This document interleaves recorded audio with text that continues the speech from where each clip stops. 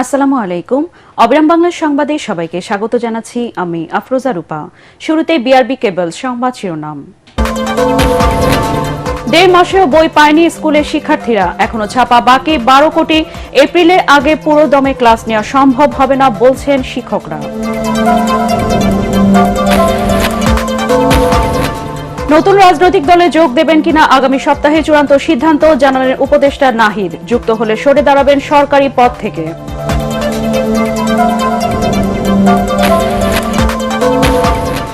কম খরচে মিলছে দেশি বিদেশি বিমানের টিকিট, কারসাজি ঠেকাতে মন্ত্রণালয়ের নেওয়া পদক্ষেপের কারণে এই সুফল জানালেন সিভিল এভিয়েশন চেয়ারম্যান।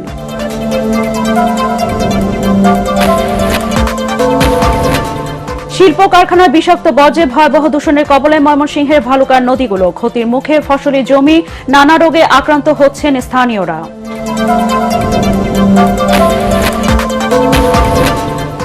এবং 17 বছরও শেষ হয়নি জাহাঙ্গীরনগর বিশ্ববিদ্যালয় শহীদ মিনার নির্মাণ, শিক্ষার্থীদের ক্ষোভ।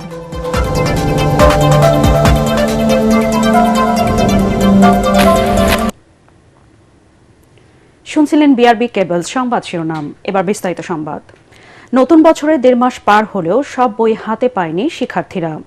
এখনো ছাপানো বাকি আছে 12 কোটির মতো, ফলে ব্যাহত হচ্ছে শিক্ষা কার্যক্রম।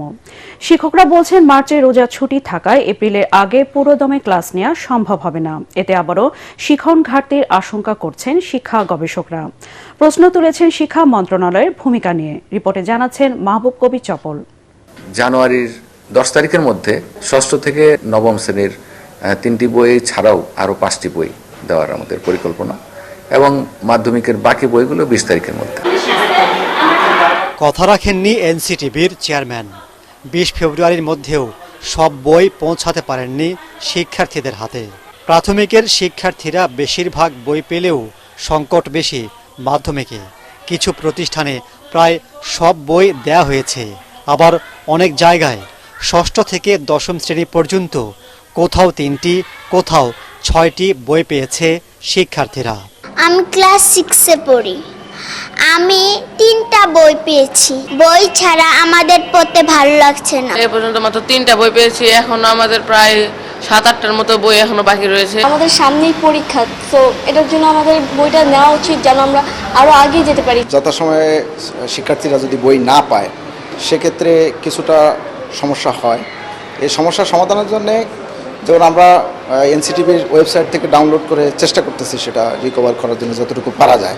সরকারি ও সাপ্তাহিক ছুটি বাদে বছরে 185 দিন ক্লাস করবার সুযোগ পায় শিক্ষার্থীরা।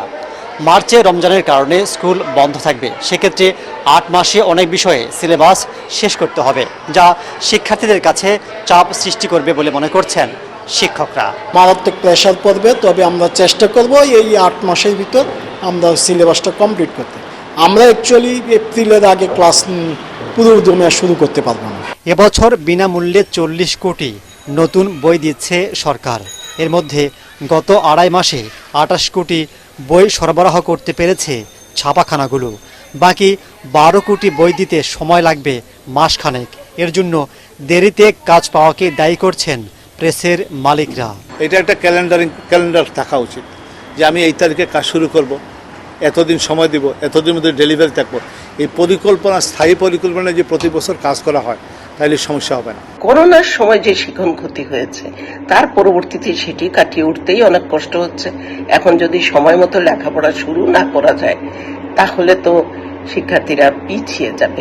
এই সংকটটা মোচন করা অতি জরুরি, না হলে এটা কিন্তু সরকারের উপরে এই দায় বর্তাবে, বিশেষ করে শিক্ষা মন্ত্রণালয় এবং দায়িত্বপ্রাপ্ত এনসিটিভির উপরে। নির্ধারিত সময়ে বই না দেওয়ার পেছনে বিভিন্ন অজুহাত দাঁড় করাচ্ছেন এনসিটিভির চেয়ারম্যান। রিটেন্ডার করতে গিয়ে আমাদের যে সময়টুকু লেগেছে সেটা প্রায় নভেম্বরের মাঝামাঝি পর্যন্ত চলে আসছে। কারণ আপনি জানেন যে সরকারি ক্রয়ের যে নিয়ম নীতি আছে সেটা পিপিআর অনুসরণ করতে হয়। এ অবস্থায় এনসিটিভিকে আরও সক্রিয় করার দাবি উঠেছে।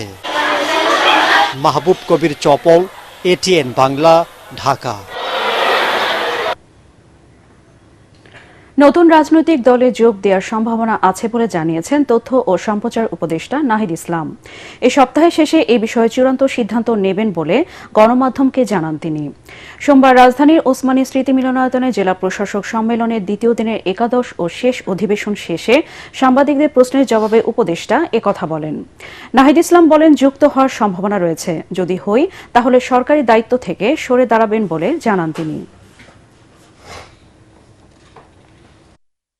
এবং আমি আমার জায়গাতে বলেছি যে সেই দলে হয়তো যুক্ত হওয়ার সম্ভাবনা আমার থাকতে পারে, কিন্তু সেটা হলে আমি সরকার থেকে এটা আনুষ্ঠানিকভাবে পদত্যাগ করেই সেটি করব। সে বিষয়ে আমি এখনও চূড়ান্ত সিদ্ধান্ত নেইনি, কিন্তু সেটা সম্ভাবনা আছে। হয়তো এই সপ্তাহের শেষে আমি এই বিষয়ে একটা চূড়ান্ত সিদ্ধান্ত আপনাদের সবাইকে জানাতে পারব। অভিন্ন নদ নদীর পানি না দিয়ে ভারত দেশের শত্রু শেখ হাসিনাকে আশ্রয় দিয়ে রাজার হালে রেখেছে বলে অভিযোগ করেছেন বিএনপি মহাসচিব মির্জা ফখরুল ইসলাম আলমগীর। দুপুরে লালমনিরহাটে তিস্তা নদী রক্ষা আন্দোলনে অংশ নিয়ে তিনি এই মন্তব্য করেন। বলেন, বন্ধুত্ব চাইলে পানির ন্যায্য অধিকার, সীমান্ত হত্যা বন্ধ সহ দাদাগিরি ছাড়তে হবে ভারতকে। জেলা প্রতিনিধিদের পাঠানো তথ্যচিত্রে আরও জানাচ্ছেন জাহিদুল আলম। তিস্তার পানির ন্যায্য হিস্যার দাবিতে আন্দোলনে নেমেছে তিস্তা নদী বেষ্টিত উত্তরাঞ্চলের 5 জেলার মানুষ। জাগো বাহে তিস্তা বাঁচাই স্লোগানে দুদিনের এই অবস্থান কর্মসূচিতে তিস্তা পাড়ের মানুষের সাথে অংশ নিয়েছে দেশের অন্যতম রাজনৈতিক দল বিএনপি সহ অন্যান্য রাজনৈতিক ও সামাজিক সংগঠন। লালমনিরহাটে কর্মসূচির উদ্বোধন করেন বিএনপি মহাসচিব মির্জা ফখরুল ইসলাম আলমগীর। বলেন, গত 15 বছর ভারতের কাছে দেশ বিক্রি করেও তিস্তার এক ফোঁটা পানি আনতে পারেনি আওয়ামী লীগ সরকার। শুধু তিস্তা নয় ভাই, 54টা নদী আছে যেগুলো ভারত থেকে আমাদের দেশে আসছে। সবগুলো নদীর উজানে তারা বাঁধ দিয়ে দিয়েছে। বাঁধ দিয়ে তুলে নিয়ে যায়, পানি তুলে নিয়ে যায়, বিদ্যুৎ উৎপাদন করে, আর আমাদের দেশের মানুষ এখানে ধান ফলাতে পারে না, ফসল ফলাতে পারে না, তারা তাদের জীবন জীবিকা থেকে সম্পূর্ণ বঞ্চিত হয়। এ সময় দেশের স্থিতিশীলতার জন্য দ্রুত নির্বাচন আয়োজনের দাবি জানান বিএনপি মহাসচিব। অন্তর্বর্তীকালীন সরকার এই জায়গায় আপনাকে মুখ খুলতে হবে, ভারতকে বলতে হবে যে আমার পানি ন্যায্য হিস্সা আমি চাই। আর আপনি যেহেতু অন্তর্বর্তীকালীন সরকার, খুব তাড়াতাড়ি নির্বাচনটা দিয়ে জনগণের সরকারের হাতে ক্ষমতা দেন। এদিকে লালমনিরহাট ছাড়াও রংপুর, কুড়িগ্রাম, নীলফামারী ও গাইবান্ধার 11টি পয়েন্টে সকাল থেকেই দলে দলে এসেছেন তিস্তা পাড়ের ক্ষতিগ্রস্ত জনপদের লাখো মানুষ। বলেন, ভারত থেকে ন্যায্য পানির অধিকার আদায় না হওয়া পর্যন্ত চলবে তাদের এই আন্দোলন। যত দূরে যত ভাইরা আছেন সবাই আসুন, তিস্তা বাঁচাই। আজকে থেকে আমাদের যুদ্ধ শুরু হয়ে গেল। যতক্ষণ পর্যন্ত পানি সঠিক ন্যায্যভাবে পাবো না, ততদিন আমাদের আন্দোলন সংগ্রাম চলতে থাকবে। আমরা তিস্তা চরে আসছি, তিস্তা বাঁচাও, আমাদের তিস্তা বাঁচলে আমাদের দেশ বাঁচবে। তিস্তা বাঁচাতে নদী পাড়ের দুদিনের লাগাতার এই অবস্থান কর্মসূচি শেষ হচ্ছে মঙ্গলবার। সমাপনী দিনে ভার্চুয়ালি বক্তব্য রাখবেন বিএনপির ভারপ্রাপ্ত চেয়ারম্যান তারেক রহমান। জাহিদুল আলম, এটিএন বাংলা। এদিকে জাগো বাহে তিস্তা বাঁচাও ব্যতিক্রমী আন্দোলনের রাতে তিস্তা পাড়ে হাজারো মানুষ অবস্থান নিয়েছেন। মঞ্চের নাটক ও ভাওয়াইয়া গান, মাঠে হাডুডু সহ বিভিন্ন গ্রামীণ খেলা চলছে। হাজারো মানুষ তা উপভোগ করছেন। তাঁবুতে রাত্রি যাপন করছেন আন্দোলনে অংশ নেয়া মানুষজন।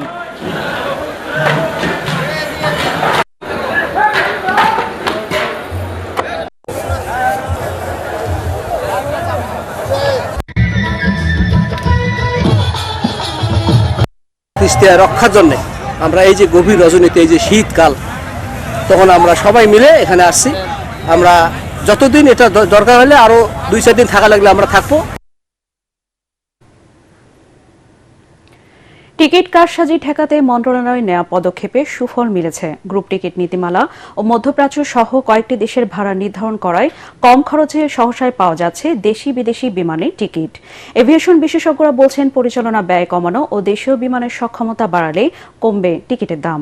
আর সিভিল এভিয়েশনের চেয়ারম্যান বলছেন, ভাড়া কমাতে বাড়ানো হচ্ছে ফ্লাইটের সংখ্যা। একরামুল হক পাপনের ছবিতে তরিক ইসলামের রিপোর্ট। টিকিট কারসাজি ঠেকাতে সম্প্রতি প্রবাসী কল্যাণ মন্ত্রণালয়ের সামনে মানববন্ধন করে জনশক্তি রপ্তানিকারকদের সংগঠন বাইরা। আমাদের পার্শ্ববর্তী দেশ কলকাতা থেকে 25,000 টাকা সৌদি আরবের লোক যায়, আর আমাদের থেকে 1 লক্ষ থেকে 1.5 লক্ষ টাকা টিকিটের দাম। সম্প্রতি সৌদি ও মালয়েশিয়া শ্রমিকদের ভাড়া নির্ধারণ করে বেসামরিক বিমান পরিবহন ও পর্যটন মন্ত্রণালয়। একই সাথে টিকিট কারসাজি ঠেকাতে গঠন করা হয় টাস্ক ফোর্স। নির্দেশনা দেওয়া হয় গ্রুপ টিকিট সহ যে কোনো বুকিংয়ে যাত্রীর যাবতীয় তথ্য প্রদান, সকল টিকিট অনলাইনে বিক্রি সহ বেশ কিছু নির্দেশনা। মন্ত্রণালয়ের এমন সিদ্ধান্তকে ইতিবাচক বলছে জনশক্তি রপ্তানিকারকদের সংগঠন বাইরার এ নেতা। এই নিয়মটি যতদিন বাংলাদেশ থেকে ওয়ার্কার যাবে ততদিনের জন্য হওয়া উচিত এবং প্রত্যেকটি সরকারকেই এই পদক্ষেপটি রান করে রাখতে হবে। টিকিটের দাম নির্ধারণ ও টাস্ক ফোর্স গঠনের মাধ্যমে টিকিট কারসাজি রোধ করা সম্ভব বলে জানায় আটাব মহাসচিব। রয়েছে ভিন্ন মত। এখন যে নির্দেশনাগুলো এসেছে সেগুলো আমরা মনে করি যে আপনার এই যে টিকিট সিন্ডিকেশন বলেন বা এয়ার টিকিট যে কারণে artificially air ticket price high করা হচ্ছে, সিট ব্লক করে আর্টিফিশিয়ালি ক্রাইসিস ক্রিয়েট করা হচ্ছে, সো এই জিনিসগুলো বন্ধ হবে। নতুন নতুন এয়ারলাইন্স যদি না আসে, আপনি যতই কথা বলেন ফেয়ার কমবে না। ফেয়ার কমাইতে হলে আপনাকে ফ্লাইট বাড়াইতে হবে। দেশীয় বিমানের সক্ষমতা বাড়ালে টিকিট খরচ কমানো সম্ভব বলে মত এভিয়েশন বিশেষজ্ঞদের। 78 to 79% যদি বিদেশি এয়ারলাইন্স অপারেশনে থাকে, সেখানে কিন্তু 20% দিয়ে আসলে ডমিনেট করার কোনো সুযোগ নাই। ফার্স্ট অফ অল আমি বলবো যে বিদেশি এয়ারলাইন্সগুলোকে যদি ফার্স্ট ডমিনেট করার সুযোগ থাকে অথরিটির কাছ থেকে, সেইটা করার পরে ডেফিনেটলি আমরা সেই জায়গা থেকে আমি বলবো কম্পারেটিভ ফেয়ার দেওয়ার একটা সুযোগ দেয়। সংকট কমাতে সক্ষমতা অনুযায়ী দেশি বিদেশি ফ্লাইটের সংখ্যা বাড়ানো হচ্ছে বলে জানায় বেবিচক চেয়ারম্যান। আমরা সিভিল এভিয়েশন থেকে যে মেজারটা নিয়েছি সেটা হলো যে আমরা ফ্লাইটের সংখ্যা বাড়িয়ে দিয়েছি। তো আমাদের সৌদি আর 2টা ফ্লাইট বাড়িয়ে দিয়েছি, আমি ফ্লাই দুবাইয়ের 2টা ফ্লাইট বাড়িয়ে দিয়েছি, আরও 1-2টা এয়ারলাইন্সকে আমরা করেছি আপনাদের 1-2টা বাড়াতে পারে। যত কম্পিটিটিভ হবে, যত লোক বেশি যেতে হবে, তখন টিকিটের দাম কমে আসবে। বিদেশি বিমানের টিকিটের দামের সীমা নির্ধারণ নিয়ে কাজ চলছে বলেও জানায় বেবিচক চেয়ারম্যান। তরিক ইসলাম, এটিএন বাংলা, ঢাকা। ফেসবুকে আওয়ামী লীগের ডাকা হরতালে বিশৃঙ্খল পরিস্থিতি মোকাবিলায় আইন শৃঙ্খলা রক্ষাকারী বাহিনী কঠোর অবস্থানে রয়েছে বলে জানিয়েছেন ঢাকা মহানগর পুলিশ কমিশনার শেখ মোহাম্মদ সাজ্জাদ আলী। রাজধানী মোহাম্মদপুরের সংস্কারকৃত তেজগাঁও বিভাগের উপপুলিশ কমিশনার কার্যালয় উদ্বোধনের পর এক প্রশ্নের জবাবে তিনি বলেন, এই কর্মসূচি নিয়ে নগরবাসীর আতঙ্কিত হওয়ার কিছু নেই। মোহাম্মদপুর শহর রাজধানীতে চুরি, ছিনতাই ও রাহাজানির ঘটনা বাড়া প্রসঙ্গে তিনি বলেন, ঝুঁকিপূর্ণ এলাকাগুলোতে অতিরিক্ত পুলিশ মোতায়েন করা হয়েছে। শিগগিরই পরিস্থিতির উন্নতি ঘটবে বলেও আশা তার। শহরে নিরাপত্তা ব্যবস্থা আছে, প্রস্তুতি আছে, আমরা কাজ করতেছি। অতীতেও দিছে, তো গত 1-1.5 মাসে তো এরকম প্রোগ্রাম ফেসবুকে আরও দিছে, সেগুলো আমরা মোকাবেলাও করছি। তবে ল অ্যান্ড অর্ডার গুড। ওই বিচ্ছিন্ন কিছু ওই দাবি দাওয়া নিয়ে কিছু গোষ্ঠী রাস্তায় আসে, ট্রাফিকিংটা বন্ধ করে। ইহা ব্যতীত ল অ্যান্ড অর্ডার গুড, ছিনতাই কমে গেছে এবং অন্যান্য অপরাধও সিগনিফিকেন্ট নেই। সিগনিফিকেন্ট থাকলে তো আপনারাই পেপারে পত্রিকায় দিতেন। শিল্প কারখানার বিষাক্ত বর্জ্যে ভয়াবহ দূষণের কবলে পড়েছে ময়মনসিংহের ভালুকার নদীগুলো। দূষিত বর্জ্যে ফসলের ব্যাপক ক্ষতির পাশাপাশি বিভিন্ন অসুখে আক্রান্ত হচ্ছেন স্থানীয়রা। পরিস্থিতি মোকাবেলায় কারখানা কর্তৃপক্ষকে সার্বক্ষণিক নজরদারিতে আনতে সিসি ক্যামেরা বসাচ্ছে পরিবেশ অধিদপ্তর। ভালুকা থেকে আনোয়ার হোসেন তরফদারের রিপোর্টে বিস্তারিত। ময়মনসিংহের 1,500-এরও বেশি শিল্প কারখানার অধিকাংশই ভালুকা উপজেলায়। তবে এই শিল্প এলাকার বেশিরভাগ কারখানায় নেই বর্জ্য শোধনাগার, ইটিবি প্ল্যান্ট। ফলে অপরিশোধিত অবস্থায় এসব কলকারখানার পানি যাচ্ছে নদী নালায়। এসব পানি কৃষিকাজ সহ নিত্য প্রয়োজনে ব্যবহারের ফলে বাড়ছে অসুখ বিসুখ। অপরদিকে বিষাক্ত বর্জ্যে ভরাট হচ্ছে অস্তিত্ব সংকটে ক্ষীর নদী, হুমকিতে জীববৈচিত্র্য। পানি বন্ধ, মানে বিরাট দুর্গন্ধ। এই পানির মধ্যে না কোনো আপ ব্যাংক করছে, কোনো কিছু না।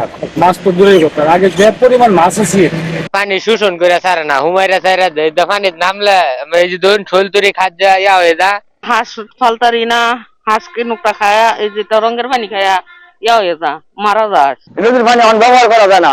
গরু মাছ আমরা গাদাইতাম নদীতে, গাদাম জানা। পরিবেশ অধিদপ্তর বলেছে, কলকারখানাগুলোর বর্জ্য শোধনাগার সচল কিনা তা মনিটরিং এ স্থাপন করা হচ্ছে সিসি ক্যামেরা।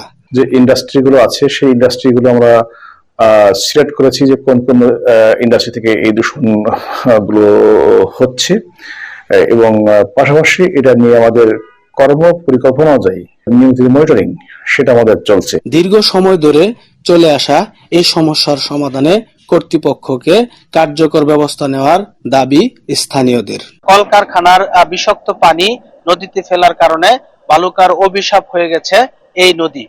আগের মতো মাছ পাওয়া যায় না, কোনো কাজে ব্যবহার করা যায় না এই নদীর পানি। এলাকাবাসীর দাবি, কলকারখানাগুলো যদি পানি শোধন করে নদীতে ফেলে তাহলেই প্রাণ ফিরে পাবে বালুকার এই ক্ষীর। ময়মনসিংহের ভালুকা থেকে আনোয়ার হোসেন, এটিএন বাংলা। 17 বছর পেরিয়ে গেলেও জাহাঙ্গীরনগর বিশ্ববিদ্যালয় শহীদ মিনার নির্মাণ কাজ আজও শেষ হয়নি।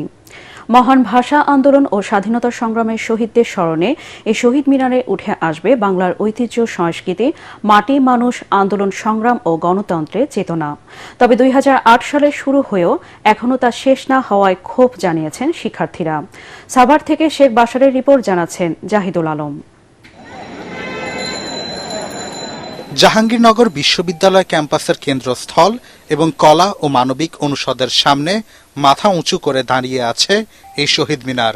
52 ভাষা আন্দোলনকে স্মরণীয় করতে মিনারটির প্রশস্তে রাখা হয়েছে 52 ফুট, আর মহান স্বাধীনতা যুদ্ধের স্মরণে উচ্চতা দেয়া হয়েছে 71 ফুট।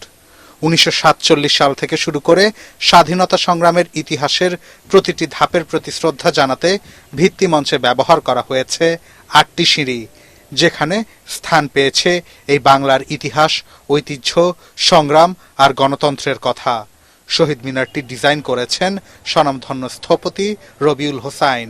বাংলাদেশের সবচেয়ে উচ্চতম শহীদ মিনার জাহাঙ্গীরনগর বিশ্ববিদ্যালয়ে অবস্থিত।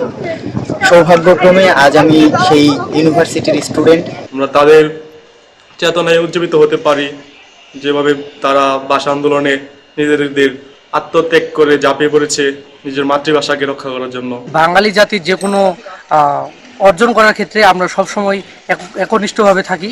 শহীদ মিনারের মর্যাদা রক্ষায় এর অসমাপ্ত কাজ দ্রুত শেষ করার দাবি জানালেন শিক্ষার্থীরা। পড়াশোনা করছে যদিও, তারপরেও উত্তরযোদ্ধা পরে এখানে ওঠা উচিত না। সম্মান করা উচিত, একটা বিশ্ববিদ্যালয়ের ভিতরে এরকম একটা এত বড় একটা এটা রক্ষা করা উচিত। মাতৃভাষা আর স্বাধীন রাষ্ট্র গঠনে যারা জীবন উৎসর্গ করেছেন তাদের স্মরণে স্মৃতির মিনারটি গুরুত্বের সাথে রক্ষণাবেক্ষণ জরুরি বলে মনে করেন বিশ্ববিদ্যালয় সংশ্লিষ্টরা। 1952 যে সমস্ত ভাষা শহীদ এবং 1971 যে সমস্ত শহীদরা দেশের জন্য প্রাণ দিয়েছে, একটা নতুন রাষ্ট্র আমাদেরকে উপহার দিয়েছে, তাদের স্মৃতির প্রতি সম্মান জানিয়ে এই জাহাঙ্গীরনগর বিশ্ববিদ্যালয়ের যে শহীদ মিনারটি সেটা তৈরি করা হয়। এই শহীদ মিনারটির মাধ্যমে শুধুমাত্র 21শে ফেব্রুয়ারিতে প্রথাগত একটি আসলে অনুষ্ঠান করাই নয়, বরং প্রত্যেককে আসলে স্মরণ করিয়ে দেওয়া যে ভাষা আন্দোলন আমাদের সমস্ত চেতনার সূতিকাগার, স্বাধীনতা সবই ওর হাত ধরে এসেছে। শহীদ মিনারের মতো প্রতীকী স্থাপনার সম্মান জানিয়ে একটি জাতি সংগ্রামের ইতিহাসকে ধরে রাখে। সেই স্থাপনা নির্মাণে বিশ্ববিদ্যালয় প্রশাসনের গড়িমসির বিরুদ্ধে তীব্র ক্ষোভ জানিয়েছেন শিক্ষার্থীরা। Bureau report, ATN Bangla. 3 দিন আগে বান্দরবানের লামা উপজেলার ফাঁসিয়াখালী ইউনিয়নের মোরংঝিরি এলাকা থেকে অপহৃত 26 জন শ্রমিকদের মধ্যে জিয়াউর রহমান নামে একজন পালিয়ে এসেছে। সোমবার রাতে সে কৌশলে পালিয়ে এসে বিষয়টি আইনশৃঙ্খলা বাহিনীকে জানায়। লামা থানা ভারপ্রাপ্ত কর্মকর্তা মোহাম্মদ শাহাদাত হোসেন জানান, আইনশৃঙ্খলা বাহিনীর অভিযানে বারবার অবস্থান পরিবর্তন করছে সন্ত্রাসীরা। এরা সংখ্যায় 12 থেকে 14 জন। তাদের সকলের হাতে অস্ত্র রয়েছে এবং গায়ে জলপাই রঙের পোশাক রয়েছে। তবে সন্ত্রাসীরা কোনো সংগঠনের সদস্য তা এখনো নিশ্চিত হওয়া যায়নি। জায়গাটি খুবই দুর্গম ও যোগাযোগ বিচ্ছিন্ন। তবে অপহৃতদের উদ্ধারে যৌথ বাহিনী অভিযান চালাচ্ছে বলে জানান তিনি। গত 16 ফেব্রুয়ারি দুপুরে একদল সন্ত্রাসী গোয়ালমারা এলাকার 6টি রাবার বাগানে হানা দিয়ে 26 শ্রমিককে ধরে নিয়ে যায়। এই ঘটনার পর সেখানে জনমনে আতঙ্ক বিরাজ করছে। ফেলে দেয়া মাছের আঁশ এখন হয়ে উঠেছে রপ্তানিযোগ্য পণ্য।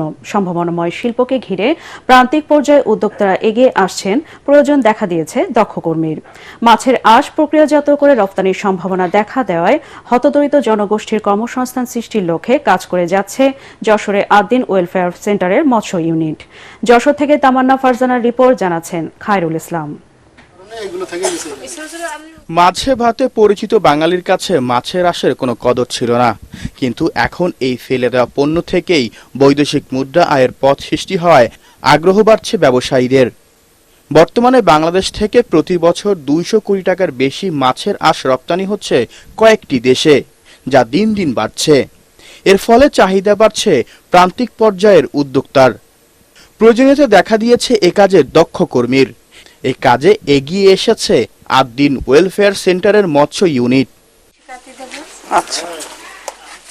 পল্লীকর্মী সহায়ক ফাউন্ডেশন PKSF এর আর্থিক ও কারিগরি সহযোগিতায় আদ্দিন ওয়েলফেয়ার সেন্টারের মৎস্য ইউনিটের তত্ত্বাবধানে বাঘারপাড়া উপজেলার খাজুরায় বাস্তবায়ন করা হচ্ছে সৃজনশীল মৎস্য বিষয়ক কার্যক্রম মাছের আঁশ প্রক্রিয়াজাত ও বাজারজাতকরণের উদ্যোক্তা তৈরির প্রকল্পটি। প্রান্তিক পর্যায়ের উদ্যোক্তাদের দেয়া হচ্ছে প্রয়োজনীয় অর্থসহ বিভিন্ন উপকরণ। সংসারের কাজের ফাঁকে এই আঁশের মাধ্যমে বাড়তি আয় করায় খুশি নারী উদ্যোক্তারা। আগে জানতাম না, আদ্দিন থেকে প্রশিক্ষণ পেয়ে এগুলো জানতে পেরেছি। আর বিক্রিটা আদ্দিনের ভাইরা দেখাই দিয়েছে, সেভাবে আমি বিক্রি করেছি। আজ বিক্রি করে আমার সংসারে অনেক সচ্ছলতা হয়েছে। এলাকার বিভিন্ন বাজার থেকে প্রক্রিয়াজাতকরণ শেষে আমদানিকারকের চাহিদা অনুযায়ী প্যাকেট করা হয়। প্রতি মন শুকনো আঁশ 3,500 থেকে 4,000 টাকায় বিক্রি হয়, পরে নানা প্রক্রিয়ায় যায় বিদেশে। করি আদ্দিনের সহযোগিতা এখানে 3-4 জন লোক আছে এই খাজুরা বাজারের, এরা এগুলো পরিচ্ছন্ন করে পরিষ্কার করে শুকায় রাখে। আমি এগুলো এদের কাছ থেকে ক্রয় করি। ক্রয় করার পরে এগুলো ঢাকাতে পাঠাই দিই।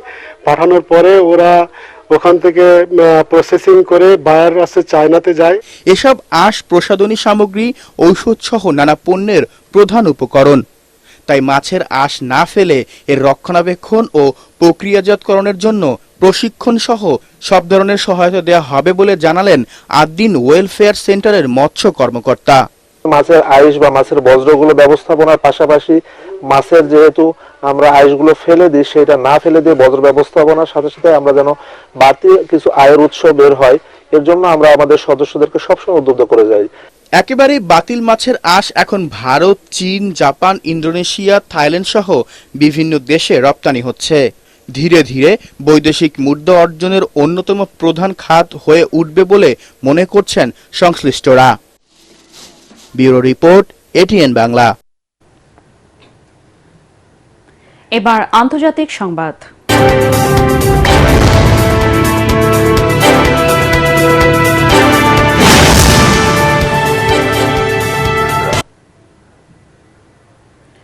কানাডার টরন্টো পিয়ারসন আন্তর্জাতিক বিমানবন্দরে অবতরণের সময় যাত্রীবাহী একটি বিমান উল্টে শিশুসহ 19 জন আহত হয়েছেন। আহতদের কয়েকজনের অবস্থা গুরুতর। ডেল্টা এয়ারলাইন্সের এই বিমানটিতে 80 জন আরোহী ছিলেন। স্থানীয় সময় সোমবার বিকাল 3:30টার দিকে এই দুর্ঘটনাটি ঘটে। দুর্ঘটনার আসল কারণ এখনও জানা যায়নি। তবে টরন্টোর শীতকালীন ঝড়ের কারণে প্রবল বাতাস ও তুষারপাতের ভেতরেই এই ঘটনা ঘটেছে। এর ফলে কয়েকটি ফ্লাইটের চলাচলে বিঘ্ন ঘটেছে। এবারে প্রবাসের খবর।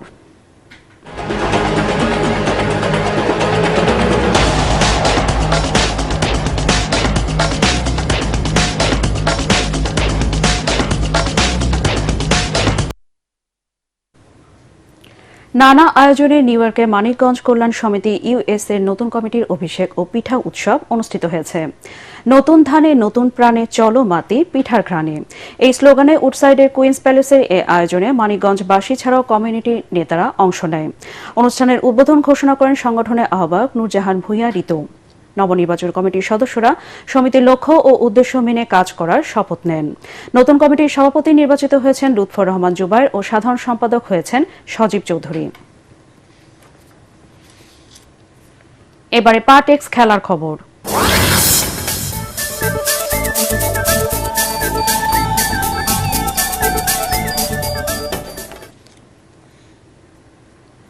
রায়ো ভায়াকানোকে 1-0 গোলে হারিয়ে লা লিগায় পয়েন্ট টেবিলের শীর্ষে উঠেছে বার্সেলোনা।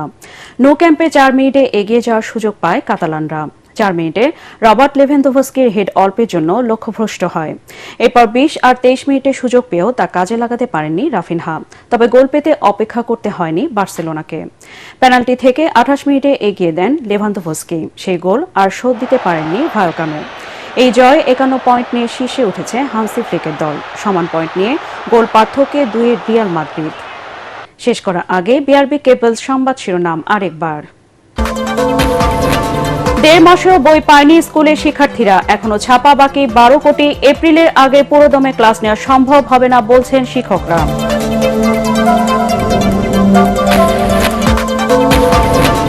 নতুন রাজনৈতিক দলে যোগ দেবেন কিনা আগামী সপ্তাহে চূড়ান্ত সিদ্ধান্ত জানালেন উপদেষ্টা নাহিদ। যুক্ত হলে সরে দাঁড়াবেন সরকারি পদ থেকে।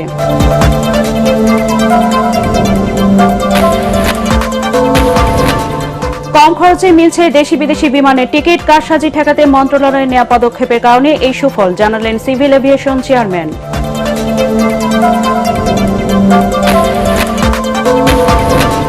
শিল্প কারখানা বিষাক্ত বর্জ্যে ভয়াবহ দূষণের কবলে ময়মনসিংহের ভালুকার নদীগুলো। ক্ষতির মুখে ফসলি জমি, নানা রোগে আক্রান্ত হচ্ছেন স্থানীয়রা।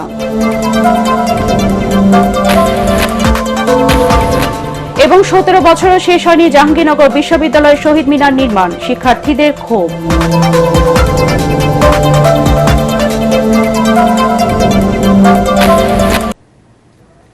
পরবর্তী সংবাদ দেখার আমন্ত্রণ জানিয়ে এখনকার মতো শেষ করছি।